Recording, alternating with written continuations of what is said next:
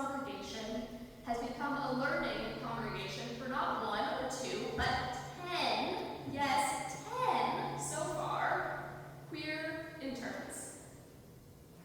Those early members of St. Paul's might not have imagined what this congregation would look like today, but they trusted that God would work through them and this congregation across the years, and that the word of God would continue to be proclaimed and heard in these walls and spill out onto the streets of Santa Monica, LA, California, and the world.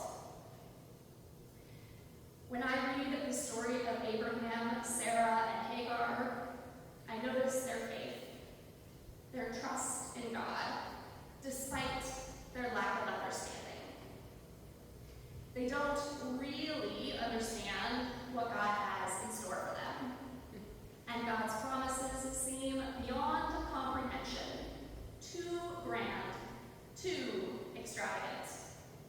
To have descendants in numbers like the stars or the grains of sand on the beach, in old age, after a lifetime of infertility, it's beyond belief. And yet, Abram, later Abraham, believed, or perhaps better, trusted. Trusted God's promise, and God reckoned it to him as righteousness.